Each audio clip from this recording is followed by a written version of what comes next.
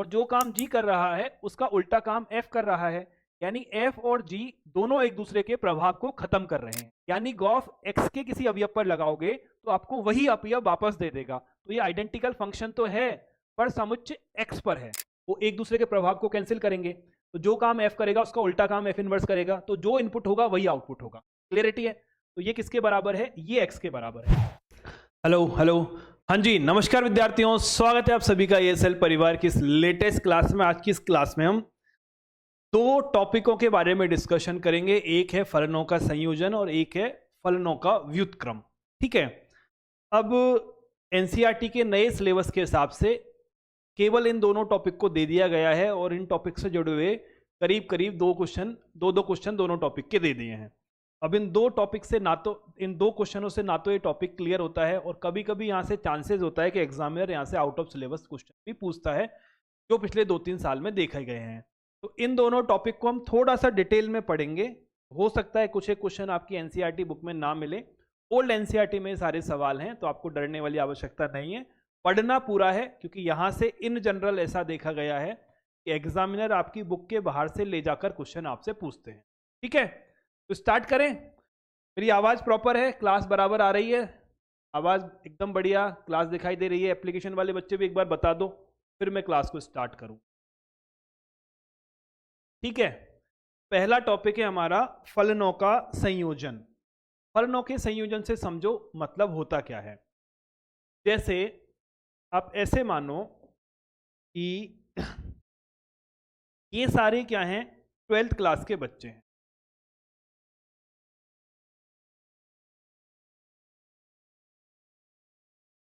ठीक है, जब ये बच्चे एग्जाम देने जाते हैं तो इन सभी को एक रोल नंबर अलॉट होता है। सिंपल है ना?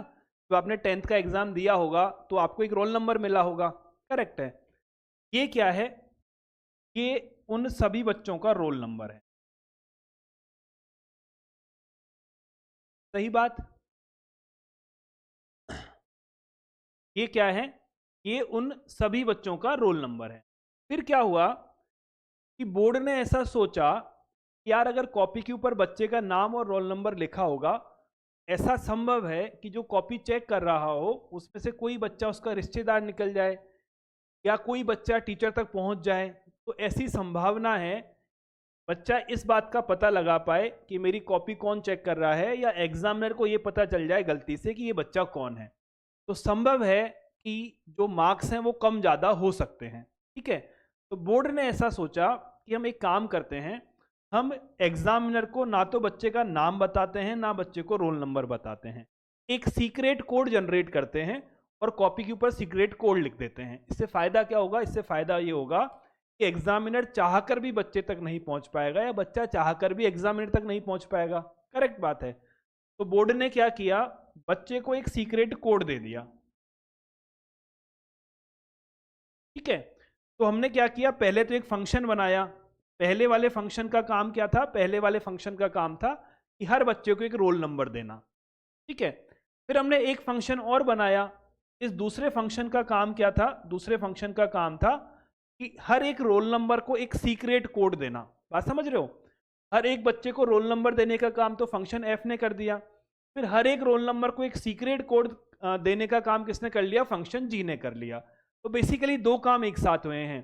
पहले बच्चे को रोल नंबर दिया गया है, फिर रोल नंबर को एक सीक्रेट कोड दिया गया है, यानी दो फंक्शन एक साथ ऑपरेट हुए हैं। अगर इन दोनों फंक्शनों को मैं संयोजित कर देता हूं, या ये दोनों फंक्शन जो काम कर रहे हैं मैं उसे एक साथ कराना चाहता हूं, इसे हम बोलते हैं फलनों का संयोजन, यानी दो फलनों को जोड़ना। बात समझ आई?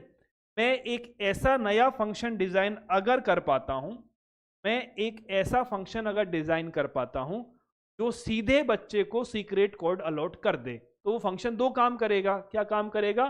पहले तो बच्चे को रोल नंबर देगा, रोल नंबर के बाद कोड देगा।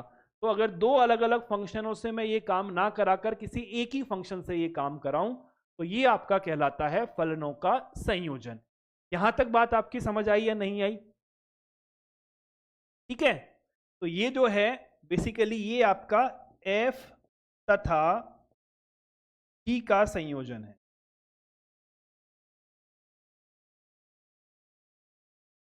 अब इसी बात को हम मैथमेटिकली समझने की कोशिश करें कि मैथमेटिक्स में ये कैसे काम करेगा। तो देखो, ये एक समुच्चय है ए, ठीक है, ये एक समुच्चय है ए, ये एक समुच्चय है बी। ए से बी में एक फंक्शन मैंने एफ परिभाषित किया है ना। यहां पे कोई एक एलिमेंट अगर एक्स है और एक्स के ऊपर मैं फंक्शन एफ को ऑपरेट करता हूं तो मुझे क्या मिलेगा, तो मुझे एफ ऑफ एक्स मिलेगा, ठीक बात है। फिर मैंने एक और फंक्शन परिभाषित किया है, एक समुच्चय कौन है मेरा, सी है। दूसरे वाले फंक्शन एफ का क्या काम है, दूसरे वाले फंक्शन जी का क्या काम है, दूसरे वाले फंक्शन जी का काम है कि समुच्चय बी के अवयवों को समुच्चय सी के साथ कनेक्ट करना, करेक्ट है। तो जब मेरे पास x था, x को मैंने f के अंदर इनपुट किया तो मुझे fx मिला। अब fx एक अवयव है ना, fx क्या है, एक अवयव है, और इस fx एक अवयव को मैं क्या करूंगा, g के अंदर ले जाकर एंटर करूंगा।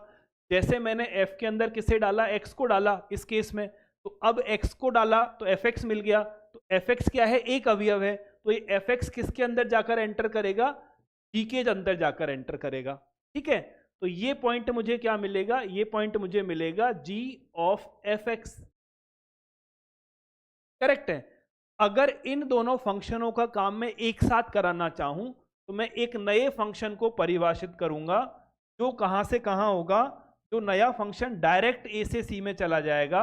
और ये काम क्या करेगा, अगर मैं इस नए फंक्शन में x को एंटर करूंगा तो सीधा मुझे g ऑफ fx रिजल्ट मिलेगा। इस फंक्शन को मैं बोलता हूं गॉफ, GOF का काम क्या है, पहली बात तो ये है कि जो मेरा f है वो a से b में परिभाषित है, मेरा g जो है वो b से c में परिभाषित है ना। तो जो गॉफ है, जो कि आपका f का और g का संयोजन है, वो कहां से कहां परिभाषित होगा, वो a से लेके c में परिभाषित होगा। तो जो गॉफ है वो कहां से कहां परिभाषित होगा, सर गॉफ आपका a से लेके c में परिभाषित होगा। किस तरीके से परिभाषित होगा, सर गॉफ के अंदर अगर मैं किसी भी संख्या x को एंटर कराता हूं, x को क्यों एंटर कराया, क्योंकि a पर परिभाषित है, तो यहां से आपको इनपुट मिलेगा और रिजल्ट क्या मिलेगा, सर ये रिजल्ट मिलेगा हमें g ऑफ fx। ये आपका कहलाता है गॉफ, f और g का संयोजन। बात समझ आ गई, कुछ समझ आ गई है ना, 50-60% बात समझ आ गई है। 100% समझने के लिए पहले लिख लो इसको, जो मैंने डायग्राम वाइग्राम बनाए वो लिख लो। 100% समझने के लिए क्या करेंगे, एक आधा उदाहरण करने पड़े, तब जाके बात समझ आएगी। चलो बढ़ो आगे। मान लीजिए एक फंक्शन f है जो इस समुच्चय से इस समुच्चय पर परिभाषित है, दूसरा फंक्शन g है जो इस समुच्चय से इस समुच्चय पर परिभाषित है, और वो इस तरीके से परिभाषित है। तो आपको इनका गॉफ निकालना है, ठीक है। तो दो तरीके से करते हैं, पहला तरीका तो डायग्राम बना के करते हैं और दूसरा बिना डायग्राम भी करने की कोशिश करें। एक समुच्चय कौन है मेरा, पहला, फिर एक दूसरा समुच्चय मेरा, और फिर एक मेरा तीसरा समुच्चय, ठीक है। पहले समुच्चय के अवयव कौन कौन है, सर पहले समुच्चय के अवयव हैं 2 है, 3 है, 4 है, 5 है। यहाँ से मेरा f परिभाषित है, ये क्या है, 3 है, 4 है, 5 है और 9 है। फिर ये a है, ये b है, फिर b से c में परिभाषित है। तो यहाँ कौन है, 7 है, 11 है और 15 है। b से c में कौन परिभाषित है, g परिभाषित है। ये कौन है, a है, ये कौन है, b है, ये कौन है, c है, ठीक है। कैसे परिभाषित हैं, ऐसे परिभाषित हैं कि देखो, अगर मैं f के अंदर 2 एंटर करता हूं तो मुझे 3 मिलता है, यानी 2 का कनेक्शन कहां है, 3 के साथ है। अगर 3 एंटर करता हूं तो 4 मिलता है, मतलब 3 का कनेक्ट, ये आपकी बुक में है, नई एनसीईआरटी में भी है। अगर मैं 3 एंटर करता हूं तो 4 मिलता है, अगर मैं 4 एंटर करता हूं तो भी 5 मिलता है, और 5 एंटर करता हूं तो भी 5 मिलता है। यानी 4 का कनेक्शन भी 5 के साथ है और 5 का कनेक्शन भी 5 के साथ है, ठीक बात है। जी की क्या खासियत है कि जी में अगर मैं 3 एंटर करता हूं, चाहे मैं जी में 4 एंटर करता हूं तो मुझे 7 मिलता है, ठीक है। तो जी में अगर मैं 3 एंटर करूंगा तो भी मुझे 7 मिलेगा, 4 एंटर करूंगा तो भी मुझे 7 मिलेगा। अगर मैं 5 एंटर करता हूं तो मुझे 11 मिलता है, और मैं 9 एंटर करता हूं तो भी मुझे 11 मिलता है। ये मेरे दो फंक्शन। मुझे क्या करना है, गॉफ का मान निकालना है। गॉफ कहां से कहां परिभाषित होगा? सर गॉफ डायरेक्ट ए से सी में परिभाषित होगा, GOF। कैसे काम किया है इसने? सर इसने काम किया है कि अगर मैं GOF के अंदर 2 को एंटर कराता हूं, 2 क्यों कि यहां पर है, इस समुच्चय से इस समुच्चय में गया है, तो देखो अगर डायरेक्ट आंसर लिखना है, चलो यहां से लिखना स्टार्ट करते हैं। क्या GOF2 का मान मुझे निकालना है। ठीक है, गॉफ कहां से कहां है? सर गॉफ हमारा ए से सी में बनेगा। ठीक बात है। तो अगर GOF2 का मान निकालूं तो एक तो तरीका क्या है, सर दो को कनेक्ट किससे किया है? 2 का कनेक्शन 3 के साथ है, 3 का कनेक्शन 7 के साथ है, तो डायरेक्ट रिजल्ट आप 7 लिख सकते हो इस डायग्राम की मदद से। और अगर आपको पूरा करना है तो कैसे करोगे? सर GOF2 का मतलब है पहले ये 2 F पर एंटर होगा, तो GF(2) मिलेगा। F(2) का मान कितना है? सर F(2) का मान 3 है, G के अंदर 3 चला जाएगा, और G और 3 का मान कितना है? 7 है, तो वैल्यू आपको क्या मिलेगी? 7 मिलेगी। क्लियरिटी? अगर मैं गॉफ के अंदर 3 को एंटर कराता हूं तो क्या होगा? सर देखो 3 4 के पास जाएगा और 4 से फिर 7 मिलेगा, तो डायरेक्ट रिजल्ट में 7 लिख सकता हूं ग्राफ की मदद से। पर अगर ये डायग्राम की मदद से ना लिखना चाहूं तो कैसे करेंगे? सर ये जो है ना GOF3, तो ये 3 पहले F के साथ जाएगा,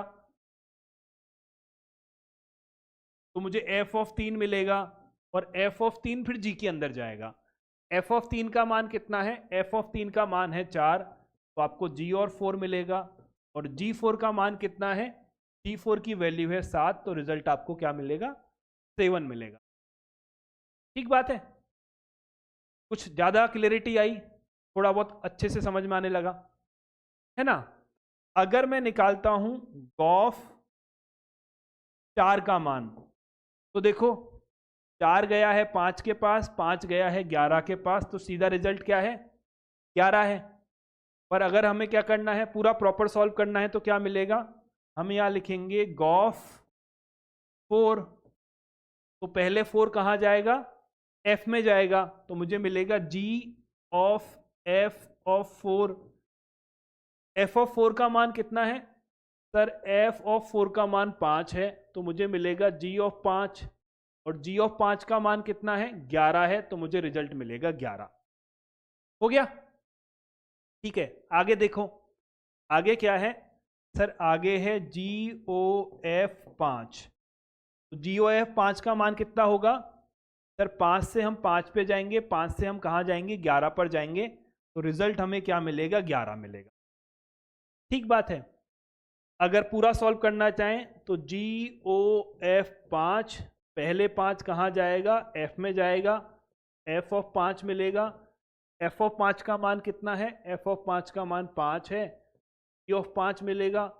G(5) का मान कितना है? 11 है, तो मुझे 11 आंसर। क्लियरिटी? चलो आगे बढ़ते हैं। अब जरूरी नहीं है कि हम संयोजन GOF करें, हम संयोजन F(G) भी कर सकते हैं। ठीक है, क्या है? ये तो आपका है गॉफ, और ये आपका है फॉग।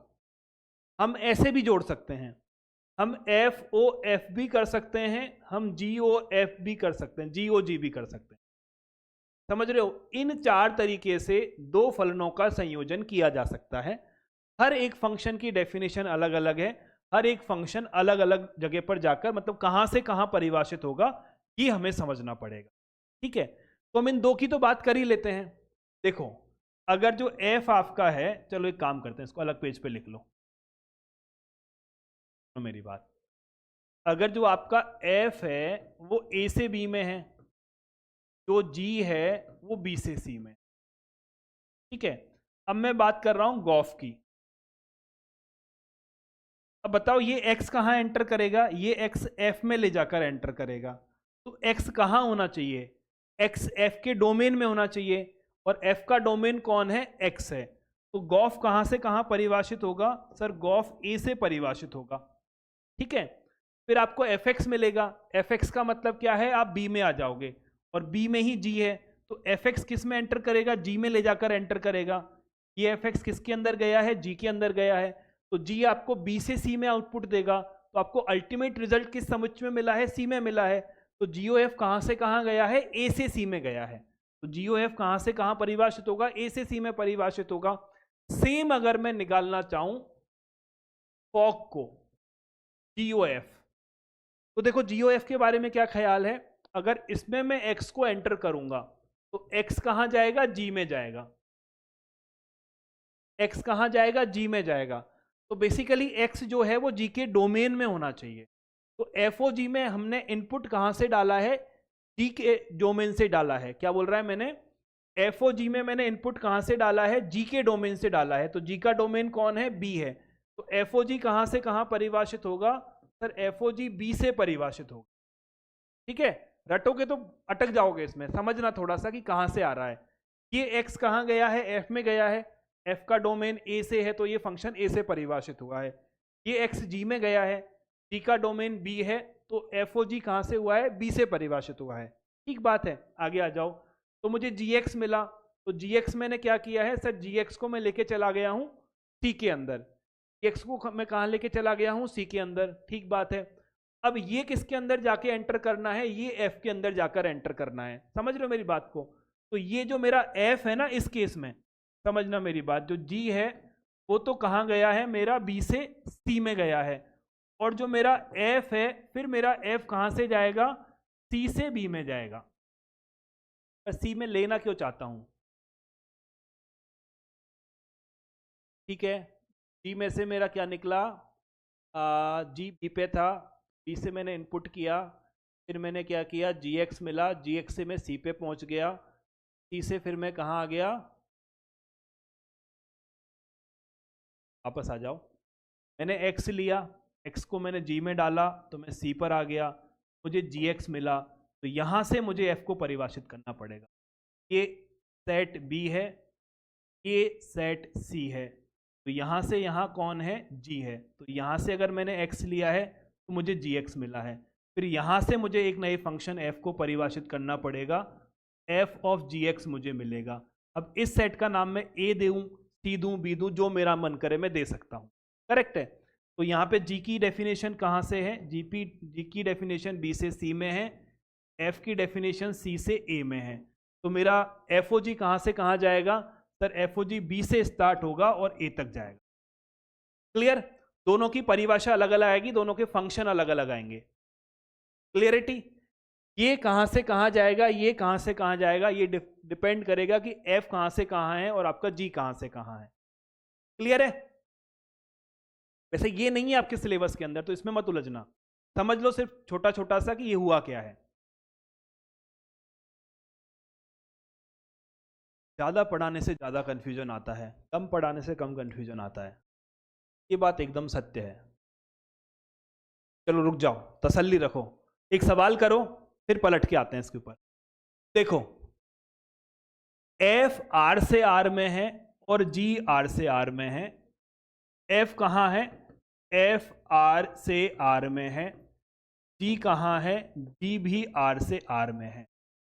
एफ एक्स का मान कितना है? एफ एक्स का मान कॉस एक्स है। और जी एक्स का मान कितना है? जी एक्स का मान 3x² है। ठीक है, आपसे बोला गया है कि आपको गॉफ का मान निकालना है और आपको फॉक का मान निकालना है। ठीक है, तो अगर मैं जी ओ एफ एक्स का मान निकालता हूं तो जी एफ ऑफ एक्स आएगा। सही बात है ना? एफ ऑफ एक्स का मान कितना है? कॉस है, तो ये क्या जाएगा? ये जी कॉस ऑफ एक्स आएगा। करेक्ट है। ये कॉस कहां जाएगा? ये कॉस जी में जाएगा। तो जी का मान क्या है? जी एक्स का मान 3x² है, तो जहां पर x है वहां आप cos x लिख दोगे, तो आपको क्या मिलेगा? आपको मिलेगा 3 cos x का होल स्क्वायर, यानी 3 cos स्क्वायर x। ठीक बात है। चलो आगे बढ़ो। अब आपको निकालना है एफ ओ जी। एफ ओ जी में एक्स कहाँ जाएगा, जी में जाएगा, तो ये क्या आ गया, एफ ऑफ जी एक्स आ गया। ठीक बात है, करेक्ट है। जी एक्स का मान कितना है सर, जी एक्स का मान है 3x²। जी एक्स का मान कितना है, जी एक्स का मान है 3x²। तो ये 3x² कहाँ जाएगा, एफ में जाएगा।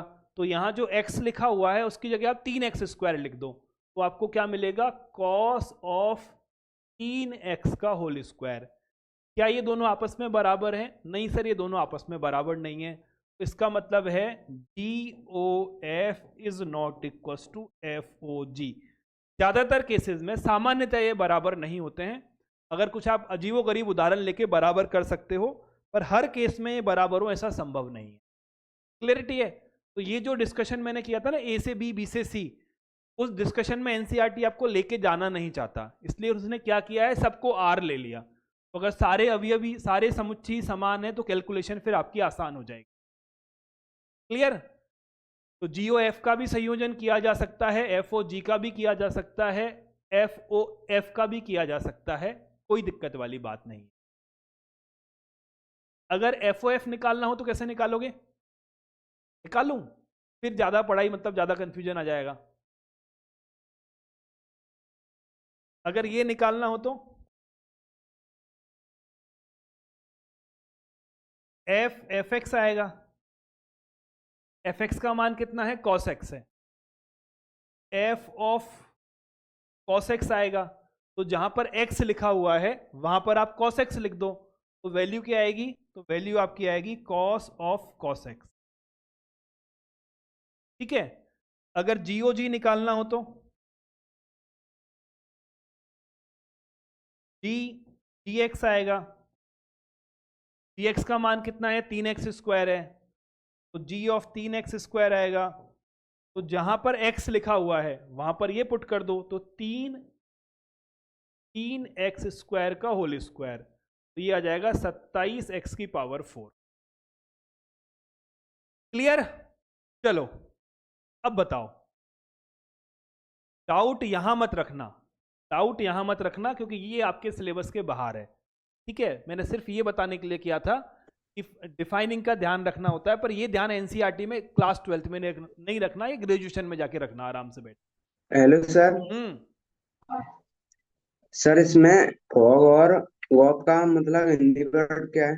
कोई हिंदी नहीं है, यही है जो है, GOF FOG। ये गॉफ फॉग भी नहीं है तो सिर्फ बोलने के लिए कर देते हैं हम।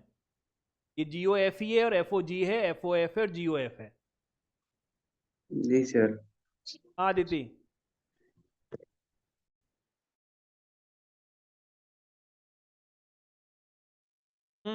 सर ये फॉग वाला एक बार समझा दीजिए, यहाँ से यार थोड़ा साइड हटे। ये हाँ, f इंटू 3x² के बाद वहां पे cos इंटू 3x² कैसे आ गया है, वो वाला x का मान कितना है, 3x²। 3x² लिख दिया। fx का मान कितना है, cos x। f1 का मान कितना होगा, कौन का मान 1, 1 क्यों, cos 1। वही cos 1। f2 का मान कितना होगा, cos 2। f10 का मान कितना होगा, cos 10। ठीक है, तो f3x² का मान कितना होगा, cos 3x x। हाँ आ गया सर, आ गया। आ गया, देखा सब आता है हमको। सर जीओजी वाला समझा दीजिए। जीओजी वाला समझाए, समझो। gx का मान कितना है, 3x²। 3x²। तो g1 का मान कितना होगा, 3 इंटू 1 का स्क्वायर। Yes sir. g2 का मान कितना होगा, हाँ 3 इंटू 2 का स्क्वायर। हल मत करना, ऐसे ही बताना यस सर। मुझे। g5 का मान कितना है, 5 × 2 का स्क्वायर। 3 इंटू 5 का स्क्वायर। Yes sir. g10 का मान कितना है, 3 × 10 का स्क्वायर। तो g3x² का मान कितना होगा, यस सर। g3x² का मान कितना होगा,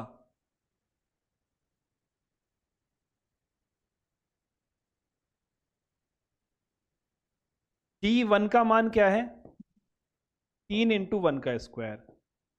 G2 का मान Yes, क्या sir. है? 3 इंटू 2 का 3 स्क्वायर। into 2 का square. G3 का मान कितना है? 3 इंटू 3 का स्क्वायर। तो G3x स्क्वायर का मान कितना होगा? 3 इंटू 3 into 3x का square. हो गया।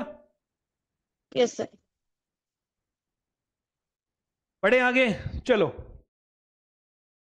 एक आधा क्वेश्चन आपकी प्रश्नावली में है, वो भी करते हैं।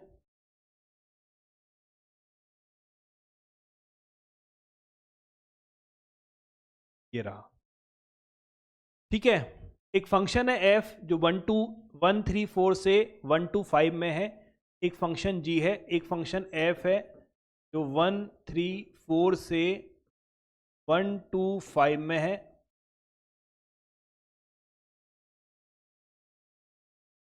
एक फंक्शन है g जो कि 1 2 5 से 1 3 में है, ठीक है। f के अंदर कौन है? f के अंदर है f ऑफ 1 का मान 2 है, f ऑफ 3 का मान 5 है, f ऑफ 4 का मान 1 है, ठीक है। g ऑफ 1 का मान 3 है, g ऑफ 2 का मान 3 है, g ऑफ 5 का मान 1 है। तो आपको क्या निकालना है? गॉफ निकालना है, ठीक है। तो गॉफ के अंदर इनपुट कहां से होगा? जहां से f के अंदर इनपुट हुआ है। f के अंदर इनपुट कौन है? 1 3 4 है। तो गॉफ ऑफ 1 का मान निकालो, गॉफ ऑफ 3 का मान निकालो, गॉफ ऑफ 4 का मान निकालो। 1 मिनट का समय है, निकालो, फिर मैं सॉल्व कराऊंगा। हो गया, करें सॉल्व। चलिए सर, देखो यहां निकलेगा g of f of 1, f of 1 का मान 2, तो g ऑफ 2, g ऑफ 2 का मान 3, तो आंसर कितना आया? 3। किसका सही नहीं आया? ये किसका सही नहीं आया? सबका सही है, वाह। 2 का नहीं है, ठीक है। इसको निकालो, g of f of 3, f of 3 का मान कितना है? 5, तो g ऑफ 5, g ऑफ 5 का मान कितना है? 1, ठीक। ये किसका सही है? सही है, सबका सही है, ठीक है। आगे आ जाओ, g of f of 4, f of 4 का मान कितना है बेटा? 1, तो g ऑफ 1, और g ऑफ 1 का मान कितना है? 3। सही, बढ़े आगे। चलिए अगला क्वेश्चन, ये नहीं करना हमको, ये बिहार बोर्ड के सिलेबस में है, वो भी नहीं करोगे तो कोई फर्क नहीं पड़ेगा। चलो, fx मुझे दे रखा है, gx मुझे दे रखा है। पहले वाले क्वेश्चन में मुझे दोनों निकालने हैं, मुझे गॉफ भी निकालना है और मुझे फॉग भी निकालना है। ये g ऑफ fx के बराबर होगा, है ना। fx का मान कितना है सर? fx का मान है mod x, तो ये g ऑफ mod x के बराबर होगा, ठीक है। तो जहां gx है वहां x की जगह mod x लिख दो। तो इसमें क्या करोगे? x की जगह mod x लिख दोगे, तो 5 है, x है, x की जगह हम mod x लिख देंगे और बाकी सब कुछ ऐसे ही रहेगा। क्लियर? ठीक बात है। इसमें क्या निकालेंगे हम? FOGB निकालेंगे, फॉग। f gx आ गया, gx का मान कितना है सर? gx का मान ये रहा, mod 5x माइनस 2, ठीक है। अब fx में जहां x है ना, x की जगह mod 5x माइनस 2 लिख दो। तो यहाँ x का मान कितना है? ये है, तो एक mod तो इसका आ गया फंक्शन का, और इस x की जगह क्या लिखना है? ये लिखना है क्या? mod 5x minus 2। अब 2 बार mod लगाने का कोई लॉजिक है? कोई ऐसे लिख दे mod -2 का mod, तो mod -2 भी 2 ही होता है, और इसके mod लगाने से भी क्या मिलेगा? 2 ही मिलेगा। तो पहले mod ने अगर पॉजिटिव बना दिया है तो दूसरा mod क्या कर लेगा? हम इसको सिंपल ऐसे भी लिख सकते हैं, क्या? mod 5x minus 2। बात समझ आई रौनक? सर पहला क्वेश्चन समझ में नहीं आया मेरे। ये समझ आ गया? ये वाला आ गया। कोई बात नहीं, मस्त है, पहला भी समझ आ जाएगा। नहीं सर, आपने उसमें वैल्यू डाली थी ना, वो नहीं समझ में आया। कौन सी वाली नहीं आई बता। पीछे f(1) बराबर 2, f(3) f ऑफ 1 बराबर। का मान 2 वहां दे रखा है सवाल में, ये दे तो रखा है कि 1 का कनेक्शन 2 से है। अच्छा, ऐसे दिया है। हाँ, ठीक है सर। हो गया। दूसरा वाला करो।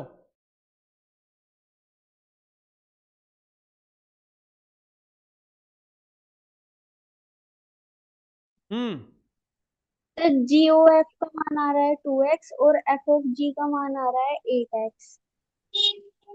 अच्छा, इसको तो करेंगे दूसरे वाले को, रुक जा, दूसरे का आंसर थोड़ी बताना था।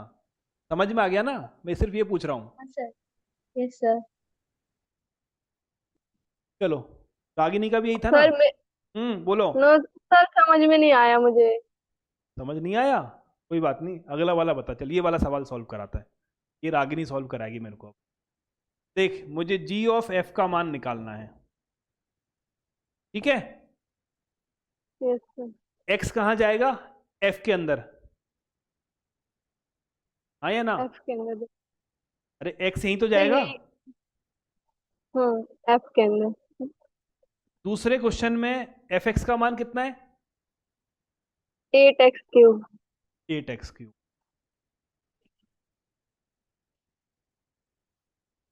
जी एक्स का मान कितना है, gx का मान है x⁻1/3। तो जी 8x³ में क्या करेंगे, जहां x लिखा है उसकी जगह हम ये वैल्यू पुट कर देंगे। हाँ, ओके। x कहाँ लिखा यस है, ये सर। लिखा है, तो इसकी जगह क्या लिख यस देंगे, सर। 8x³ की घात 1/3। 1/3। Yes sir. ठीक है, तो इसको मैं लिख सकता हूं 8 की घात 1/3 और x³ की घात 1/3। 8 की घात यस सर। 1/3 क्या होती है, सॉल्व करना पड़ेगा। हो गया। अब अगला वाला बता। Yes sir. ये x किस में जाएगा, gx में। g में। तो ये f हो गया और ये gx हो गया। gx का मान यस कितना सर। है, gx का मान x⁻1/3। अब जहां fx लिखा हुआ है वहां x की जगह क्या लिखना पड़ेगा, x⁻1/3। fx कहाँ है, ये लिखा। 8 तो ऐसे कैसे ही रहेगा, 8x³। x की जगह यस मैं x सर। की घात 1/3 लिख दूंगा और उसकी घात 3 तो है ही सही। Yes sir. तो ये कितना हो गया, 8x आ गया। 8x। बस, सब समझ तो आ गया। सर अभी लिखना नहीं आ रहा था, अभी आया। ठीक है, अब लिख लो। Yes sir. Thank you sir. Satyam Satyam Gupta sir समझ में नहीं आया थोड़ा। है। पहला वाला समझ में नहीं आया पहला। दूसरा वाला समझ आ गया, यस सर। समझाओ मुझे, चलो दूसरा वाला समझाओ, कैसे समझ आया। सर जो गॉफ ऑफ एक्स है इज इक्वल टू, उसमें गॉफ ऑफ एक्स में जो एक्स का एफ एक्स का मान दिया उसको रख दिए हैं। हाँ, फिर उसमें से फिर क्या किए हैं, जो एक्स का फिर जो दिया है, थोड़ा मेरा सर, जी और एक्स का मान दिया है, फिर उसको रख के स्क्वायर कर दिए हैं, फिर वो आ गया। स्क्वायर कहाँ किया है बेटा मैंने, जो सर मान दिया उसके ऊपर मतलब वही घात रख दिए ये हैं। तो समझ में कौन सा नहीं आया, सर जो पहला वाला वही नहीं थोड़ा समझ में आया। ये वाला यस सर। GOF(x), ये x कहाँ जाएगा, ये x कहाँ जाएगा, जाएगा sir, g of g f x में जाएगा सर। fx का मान कितना है, एक्स है सर, x कहाँ मॉड है, में, और x है, मॉड में है। सही है। gx का मान कितना है, जी एक्स का मान है 5, मॉड में 5x-2। तो g1 का मान कितना होगा, यही होगा। Yes sir. G2 का मान कितना होगा? 5 2 माइनस 2। तो G ऑफ मॉड x का मान कितना होगा? 5। अरे x की जगह मॉड x ही तो लिखना है। Yes sir. हो गया? Yes sir. सब आ तो रखा है, सब आता है तुमको।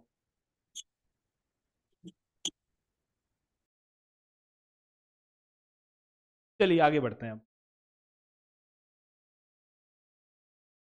अब नई चीज पढ़ते हैं। कंपोजिशन हमको समझ आ गया है, अब हम इनवर्स की बात करते हैं।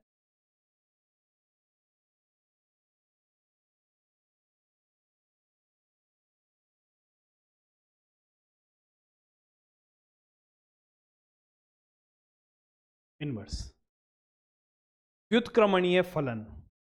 समझना इसका मतलब क्या है। इसका मतलब यह हुआ कि सपोज करो ये मेरे पास एक समुच्चय है A, ये मेरे पास एक समुच्चय है B। ठीक है, यहां से यहां मैंने एक फंक्शन परिभाषित किया है f। इस f ने क्या किया, यहां पे एक अवयव 1 था, इसे ले जाकर 2 से कनेक्ट कर दिया। ठीक है, f ने क्या किया, इस 1 को ले जाकर 2 से कनेक्ट कर दिया। अब अगर मुझे कोई एक नया फंक्शन ऐसा मिल जाए जो b से a में परिभाषित हो, और वो क्या करे, इस 2 को ले जाकर वापस 1 से कनेक्ट कर दे। f ने क्या काम किया, 1 को 2 से कनेक्ट किया। अगर मुझे कोई एक फंक्शन ऐसा मिल जाए जो b से a में परिभाषित हो और 2 को ले जाकर वापस 1 से कनेक्ट कर दे, तो मैं क्या बोलूंगा, जो काम f ने किया इस दूसरे फंक्शन ने उसका उल्टा काम किया। ठीक बात है ना। f ने क्या किया, 1 को 2 से कनेक्ट किया और दूसरे फंक्शन ने 2 को वापस से 1 से कनेक्ट कर लिया। यानी जो काम f ने किया, दूसरे फंक्शन ने उस f के काम को वापस खत्म करके जिस जगह से हम स्टार्ट हुए थे वहीं पर ले जाकर हमें वापस छोड़ दिया। करेक्ट है। इस फंक्शन को लेट से मैंने g नाम दिया है ना। अब ऐसा तो है नहीं कि g इस फंक्शन इस बिंदु सिर्फ 2 पर ही काम करेगा, g तो सब पर काम करेगा। b में जितने भी अवयव होंगे उन पर g सब पर काम करेगा। फंक्शन है तो प्रांत के हर एक बिंदु पर लगेगा वो तो, अदरवाइज फंक्शन ही नहीं होगा। तो सपोज करो यहां पे एक बिंदु 4 है। ठीक है, g क्या करता है, यहां पे एक बिंदु क्या है, 4 है। g क्या करता है, इसको ले जाकर 2 से कनेक्ट कर देता है। करेक्ट है। g ने क्या किया, 4 को ले जाकर 2 से कनेक्ट कर दिया। अब अगर ऐसा हो जाए कि जो f है उस f को मैं 2 पर ऑपरेट करूं और फिर मुझे क्या करे, वापस से 4 पर ले आए, तो मैं क्या बोलूंगा कि जो काम f कर रहा है उसका उल्टा काम g कर रहा है, और जो काम g कर रहा है उसका उल्टा काम f कर रहा है। यानी f और g दोनों एक दूसरे के प्रभाव को खत्म कर रहे हैं। तो f और g एक दूसरे के क्या हैं, प्रतिलोम फलन है। f और g एक दूसरे के इनवर्स फंक्शन है। यानी अगर f इस बिंदु से आपको 2 पर ले जाता है तो उसका इनवर्स फलन आपको वापस 2 से 1 पर ले आएगा। ठीक है, इनवर्स फंक्शन अगर आपको 4 से 2 पर लेके जाता है तो उसका इनवर्स यानी जो फंक्शन है वो आपको फिर से 2 पर 4 पर ले आएगा। ठीक है, तो दो फलनों की ऐसी जोड़ी जो एक दूसरे के काम को खत्म कर देती है एक दूसरे का प्रतिलोम कहलाती है। ये बात समझ आई नहीं आई? समझ आ गई? क्या समझ आई है?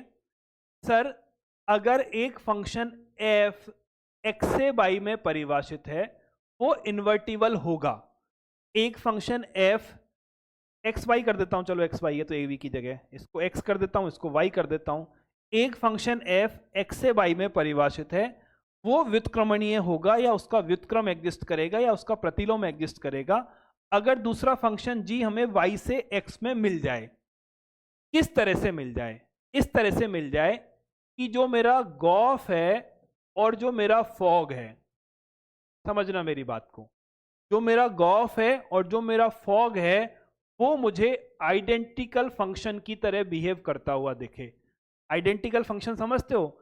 आइडेंटिकल फंक्शन होता है तत्समक फलन, यानी जो आपने फलन में एंटर किया है वही मान आपको वापस मिलेगा। यानी अगर आप i के अंदर x पुट करोगे तो आपको x मिलेगा, i के अंदर 4 पुट करोगे तो आपको 4 मिलेगा, i के अंदर 100 पुट करोगे तो आपको 100 मिलेगा। ठीक है, तो गॉफ और फॉक क्या है? तत्समक फलन बन गया। मतलब क्या हुआ, जैसे मैं f को 1 से 2 में ले गया और g ने वापस 2 से 1 पर ले आया, तो अगर मैं ये निकालना चाहूं, क्या निकालना चाहूं, मैं निकालना चाहूं GOF ऑफ 1, मैं क्या निकालना चाहूं GOF ऑफ 1, तो मुझे क्या मिलेगा, तो मुझे यहां से मिलेगा G ऑफ F1, F1 का मान कितना है 2, तो G ऑफ 2 और G ऑफ 2 का मान क्या है 1, तो मुझे वापस से 1 मिल गया। यानी गॉफ ने कैसे बिहेव किया, जो इनपुट था वही आपको आउटपुट वापस आ गया। पर इनपुट कहां से डाला, इनपुट f के अंदर गया है। f का प्रांत कौन है, f का प्रांत x है, तो जो गॉफ है, गॉफ का इनपुट कहां से आएगा, x में से आएगा। यानी गॉफ x के किसी अवयव पर लगाओगे तो आपको वही अवयव वापस दे देगा। तो ये आइडेंटिकल फंक्शन तो है पर समुच्चय x पर है। बात समझ आई? ऐसे ही हम इसको निकालते हैं फॉग को। अगर मैं आपसे ये बोलूं कि बेटा मुझे फॉग ऑफ 2 का मान बताओ, है ना, फॉग ऑफ 2 का मान बताओ, तो आप कैसे करोगे, आप इसको कर दोगे f g of 2, g of 2 का मान कितना है सर, g 2 को 1 से कनेक्ट करेगा तो ये मिलेगा f ऑफ 1, और f ऑफ 1 का मान कितना है, फिर से पलट के 2 आ गया। यानी जो मैंने FOG में एंटर किया था वही संख्या मुझे पलटकर वापस मिली है। पर ये संख्या मैंने कहां से एंटर की है, ये संख्या G के अंदर गई है। G कहां से कहां परिभाषित है, G Y से X में परिभाषित है, तो मुझे तत्समक फलन तो मिलेगा पर समुच्चय Y पर मिलेगा। समझ रहे हो? एक फंक्शन f x से y में है, दूसरा फंक्शन g y से x में है। कैसे है कि गॉफ और फोक दोनों तत्समक फलन की तरह बिहेव करेंगे। तत्समक फलन एक x पर परिभाषित होगा, एक y पर परिभाषित होगा। कैसे डिसाइड होगा सर, अगर इनपुट f में गया है तो f आपका x पर है तो आइडेंटिकल फंक्शन x पर जाएगा। इनपुट अगर g में गया है तो g आपका y पर है तो आइडेंटिकल फंक्शन कहाँ होगा, y पर आएगा। f और g दोनों एक दूसरे के इनवर्स कहलाते हैं। इसको हम कैसे लिखते हैं, हम इसको लिखते हैं जो f का इनवर्स है वो g है और जो g का इनवर्स है वो f है। क्लियर बात है, समझ आ गई? ठीक। अब ये डेफिनेशन जो इतनी खतरनाक लिखी गई है, अगर ऑब्जेक्टिव में आ जाए तो बात अलग है, अदरवाइज हम इस तरह से क्वेश्चन सॉल्व करेंगे नहीं। कोई भी फंक्शन लिख लो, इसको फटाफट लिख लिया होगा वैसे। अब मैं आपको काम का नोट लिखाता हूं जिससे क्वेश्चन बनते हैं, और वो क्वेश्चन IIT में भी ऐसे ही बनते हैं, ना सिर्फ बोर्ड में। क्या है ये नोट, लिख लिया ना? ये नोट आपका है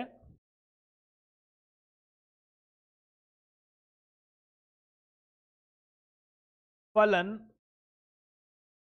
f जो कि x से y में परिभाषित है, व्युत्क्रमणीय होगा यदि f पहली कंडीशन एकई की है, दूसरी कंडीशन आच्छादक है। बस अगर कोई फंक्शन 1 1 है और कोई फंक्शन ऑन टू है तो फंक्शन इन्वर्टिबल होगा, उसका इनवर्स एग्जिस्ट करेगा। ठीक, ए को 2 बार लिखकर जी बना सकते हो, ए से ए में इन्वर्टिबल फंक्शन मिल जाएगा। तब श्याम, शिवम, बेटा साउंड नहीं आ रही, आवाज नहीं है।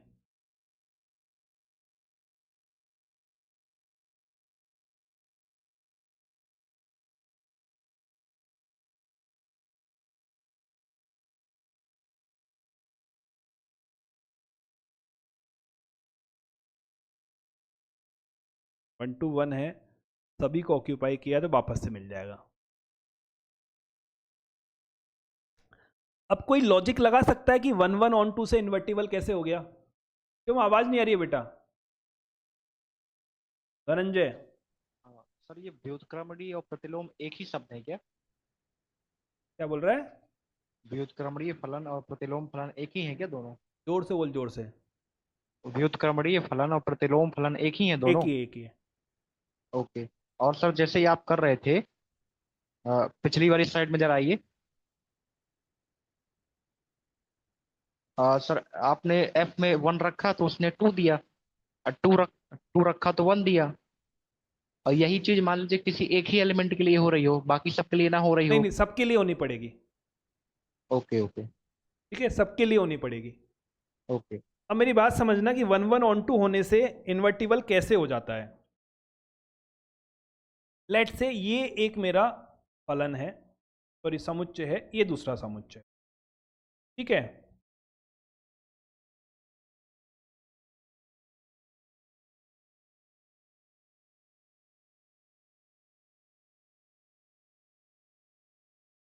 यहां पर कोई मेरा एलिमेंट है, यहां पे कोई मेरा एलिमेंट है। लेट से ये 1 1 नहीं है। 1 1 नहीं है तो क्या सिचुएशन होगी, इसका कनेक्शन यहां होगा और इसका कनेक्शन यहां होगा। अगर 1 1 नहीं है तो कम से कम एक केस मुझे ऐसा मिलेगा। ठीक है, ये मेरा x है, ये मेरा y है, यहां से यहां मैंने f को परिभाषित कर दिया। ठीक है, जब मैं इसका रिवर्स करने जाऊंगा, यानी जब मैं इसका f इनवर्स परिभाषित करने जाऊंगा, तो क्या होगा, ये एक अवयव 2 अवयवों से जाकर मिल जाएगा। समझ रहे हो, f के लिए ये प्रांत है, ये सह प्रांत है, f इनवर्स के लिए ये प्रांत है, ये सह प्रांत है। अगर f 1 1 नहीं है तो प्रॉब्लम क्या होगी, जब आपका f इनवर्स बनेगा तो इस एक अवयव के 2 प्रतिबिंब हो जाएंगे, तो f इनवर्स फलन ही नहीं होगा। तो अगर 1 1 नहीं है तो f इनवर्स एग्जिस्ट नहीं करेगा।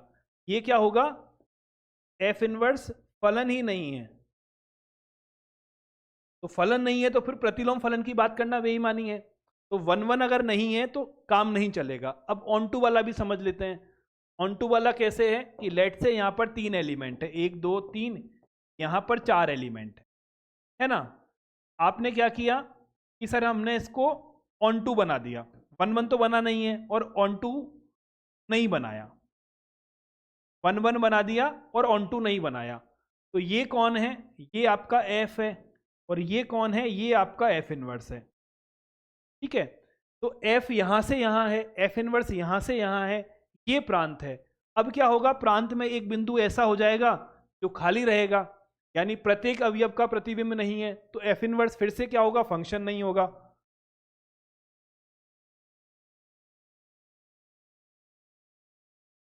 तो अगर सिचुएशन ऐसी है कि 1 1 नहीं है तब भी इनवर्स एग्जिस्ट नहीं करेगा, ऑन टू नहीं है तब भी इनवर्स एग्जिस्ट नहीं करेगा, 1 1 ऑन टू दोनों हैं, यानी जितने एलिमेंट यहां हैं उतने ही एलिमेंट यहां होंगे, तभी 1 1 ऑन टू होगा। तो क्या होगा सर, फिर इनवर्स को परिभाषित करना आसान है, ये आपका f होगा, तो यहां से f इनवर्स डिफाइन हो जाएगा। क्लियर है? ये प्रूफ नहीं भी समझ आए कोई फर्क नहीं पड़ता, इतनी बात हमें मालूम होनी चाहिए कि अगर फंक्शन 1 1 ऑन टू है तो वो इन्वर्टिबल है।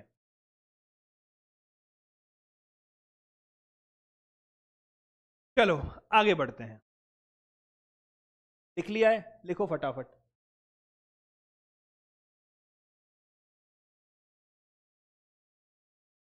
चलो क्वेश्चन नंबर 5, कारण सहित बताइए क्या निम्नलिखित फलनों के प्रतिलोम एग्जिस्ट करते हैं या प्रतिलोम एग्जिस्ट नहीं करते।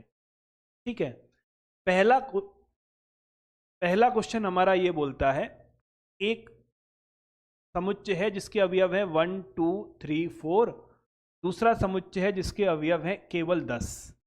यहां से यहां f परिभाषित है। कैसे परिभाषित है, 1 का कनेक्शन 10 से है, 2 का कनेक्शन 10 से है, 3 का कनेक्शन 10 से है और 4 का कनेक्शन 10 से है। क्या इसका इन्वर्स एग्जिस्ट करेगा, सर ये 1 1 नहीं है। अगर 1 1 नहीं है तो प्रतिलोम विद्यमान नहीं होगा। फलन एकैकी नहीं है, अतः प्रतिलोम विद्यमान नहीं होगा। इजी है। सेकंड पोर्शन करो।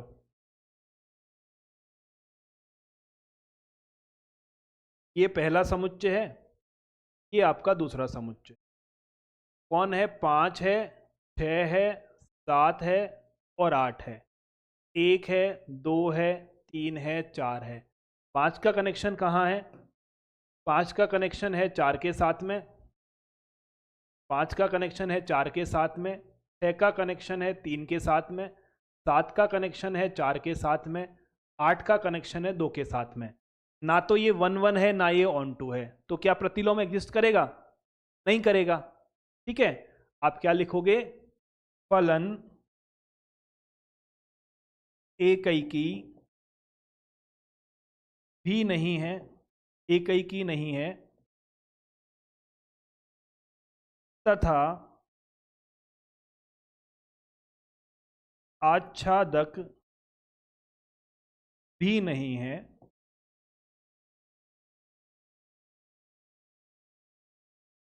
अतः प्रतिलोम विद्यमान नहीं होगा। इजी है ना? तीसरा वाला खुद से सॉल्व करो और मुझे बताओ कि इनवर्स एग्जिस्ट करेगा नहीं करेगा। थोड़ी मेहनत करो यार। ठीक है, चलो बना देते हैं। 2 है, 3 है, 4 है, 5 है, 7 है, 9 है, 11 है, 13 है।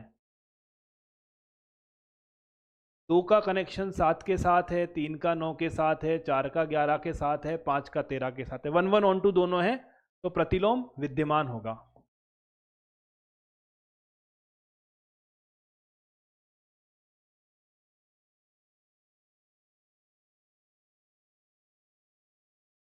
ठीक है, अब सवाल आता है कि प्रतिलोम निकालते कैसे हैं। विद्यमान तो हो गया है, पर इसको निकालेंगे कैसे? कौन सा सवाल में है? 7वां सवाल का लिख लिया? जल्दी लिखो फटाफट। लिख लिया है। अब सवाल आता है कि प्रतिलोम निकालते कैसे हैं। ये क्वेश्चन बोल रहा है f(x) बराबर 4x + 3 है, जो कि R से R में है। सिद्ध कीजिए कि ये एक व्युत्क्रमणीय है। तो ये निकालना आसान है, ये मैंने आपको होमवर्क दे दिया है कि आप निकालोगे। 1 1 ऑन टू है। ठीक है, ये जो है ना f R से R में है, f(x) का मान क्या है? 4x + 3 है। ये 1 1 होगा, बहुत आसान है निकालना, निकाल दोगे। ये ऑन टू होगा, ये भी आसान है निकालना, निकाल दोगे। तो 1 1 ऑन टू है, तो फंक्शन क्या करेगा? इन्वर्टिबल होगा। सरल रेखा है, R से R में है, तो 1 1 होगा, ऑन टू भी होगा क्योंकि इसका परिसर -∞ से +∞। अब सवाल आता है कि इन्वर्स निकालते कैसे हैं।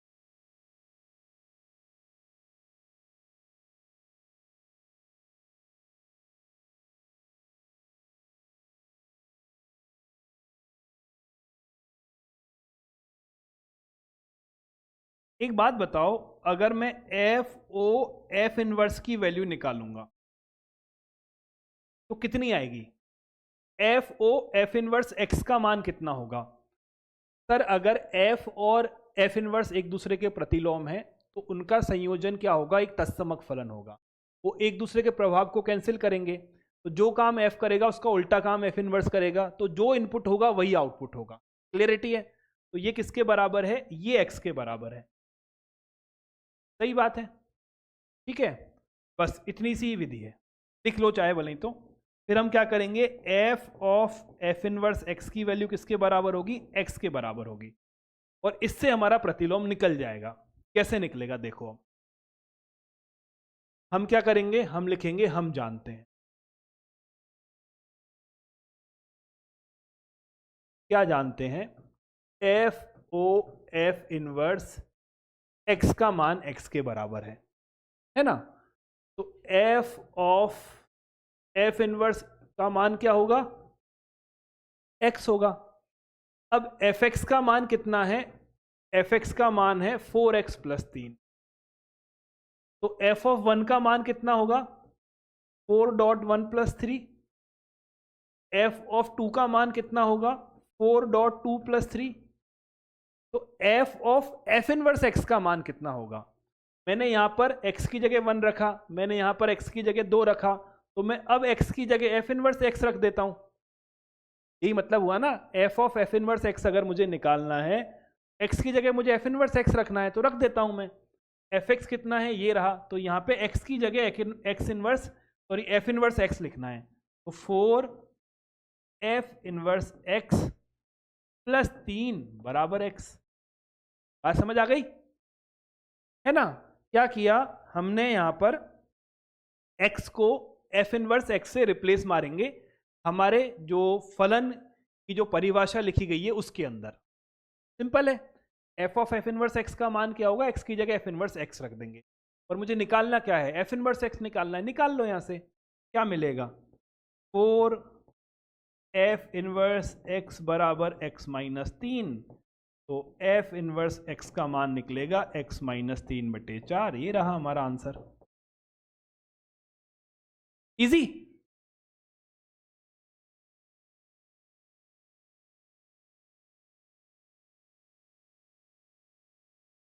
बढ़े आगे। समझ में आया।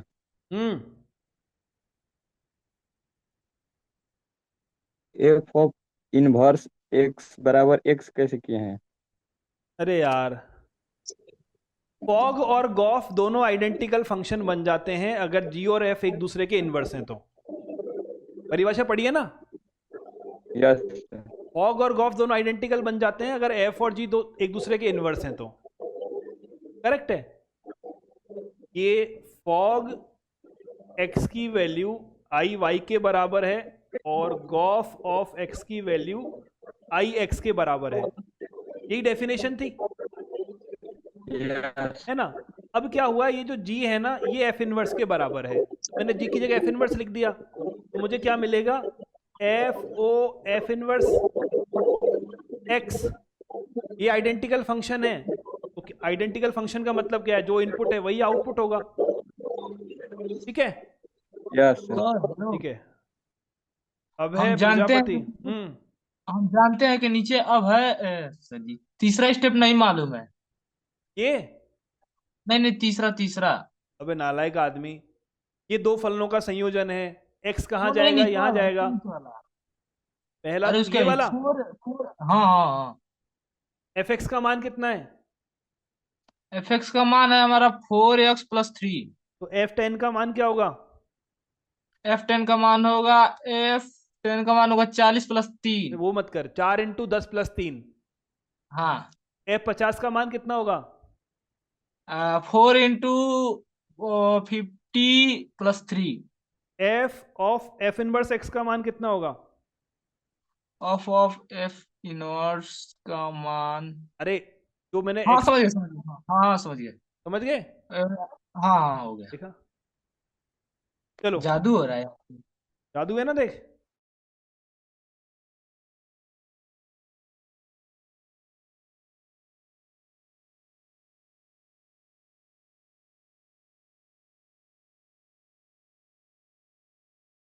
इसके ज्यादा बाहर आउट ऑफ सिलेबस उसको नहीं जाना चाहिए, है ना? फिर भी तो और कुछ एक क्वेश्चन हम और सॉल्व कर लेते हैं।